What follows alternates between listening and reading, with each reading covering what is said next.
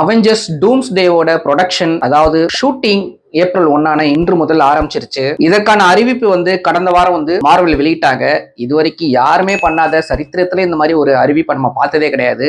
அந்த மாதிரி கிட்டத்தட்ட 5.5 மணி நேரம் முதல்ல ஒரு சேர் போட்டாங்க, கிறிஸ் ஹெம்ஸ்வொர்த் தார். அடுத்த சேர் போடுறதுக்கு 15 நிமிஷம், அதுக்கு அடுத்த சேர் போடுறதுக்கு 15 நிமிஷம், இப்படியே போயிட்டு 5.5 மணி நேரம் கழிச்சுதான் முழு சேரையும் போட்டு முடிச்சாங்க. கடைசியில ராபர்ட் டவுனி ஜூனியர்னு டாக்டர் டூமா பிளே பண்ற அவரோட சேரை போட்டு அவரே அதுல உட்கார்ந்தார். அவரோட சேர்த்து 27 பேர் இப்போதைக்கு கேஸ்டிங் அனௌன்ஸ் பண்ணிருக்காங்க. இதுல முக்கியமா என்னன்னு பாத்தீங்கன்னா, இப்ப சமீபத்தில் ரிலீஸ் ஆன புது கேப்டன் அமெரிக்கா அவர் இருக்காரு. தண்டர்போல்ட்ஸ்ல இருக்க 5 பேர் இருக்காங்க. இன்னும் கொஞ்ச நாள்ல ரிலீஸ் ஆக இருக்கக்கூடிய ஃபேண்டாஸ்டிக் ஃபோர் ஃபர்ஸ்ட் ஸ்டெப்ஸோட 4 பேருமே இதுல இருக்காங்க. முக்கியமா என்னன்னு பாத்தீங்கன்னா, எக்ஸ்மேனோட ப்ரொஃபசர் எக்ஸ் இருக்காரு, பழைய மேக்னிட்டோ இருக்காரு, சைக்ளாப்ஸ் இருக்காரு. சோ இந்த மாதிரி ஓஜி எக்ஸ்மென் குரூப் வந்திருக்கு. இதுல டாம் ஹாலண்ட் ஸ்பைடர்மேன் இதுல இருக்க மாட்டாரு அப்படிங்கிறது கிட்டத்தட்ட கன்ஃபார்மான நியூஸ் வந்திருக்கு. டூம்ஸ்டேக்கு பிறகு ஸ்பைடர்மேன் 4 வருது. அதுக்கான படிகள் போயிட்டு இருக்கு.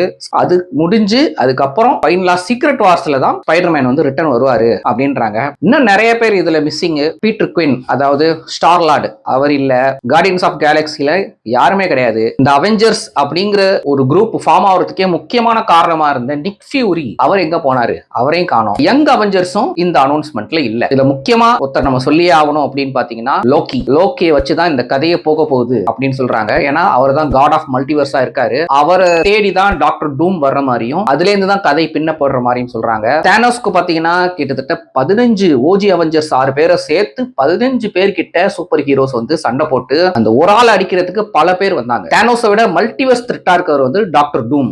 தானோஸையே ஒரே அடியில சாவடிச்சவர் காமிக் பிரகாரம். அப்படி இருக்கும்போது டாக்டர் டூமை எதிர்க்க 27 பேர் போதுமா அப்படின்னீங்கன்னா அதான் பத்தாது.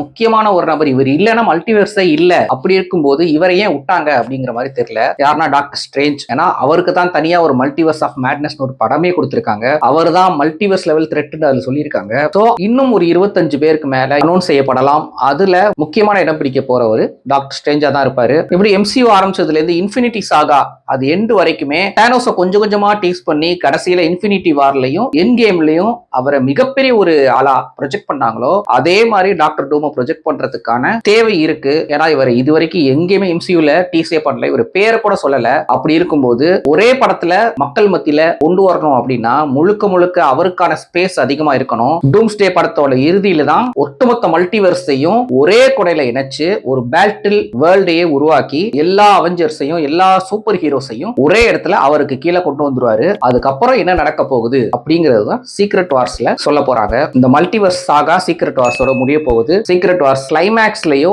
அல்லது போஸ்ட் கிரெடிட் சீன்லயோ அடுத்த சாகாவுக்கான ஒரு லீடு கொடுக்கப்பட்டு புது துவக்கம் தொடங்கப்படும் அப்படின்னு மார்வல் சொல்லியிருக்காங்க. நம்மள வெயிட் பண்ணி பார்ப்போம். போக போக இன்னும் நிறைய அனௌன்ஸ்மெண்ட் வர வேண்டி இருக்குது. அதெல்லாம் அப்பப்ப அப்டேட் பண்றேன். இன்னும் யார் டூம்ஸ்டேல இணைய போறாங்க அப்படிங்கிறதையும் நம்ம பொறுத்திருந்து பார்ப்போம்.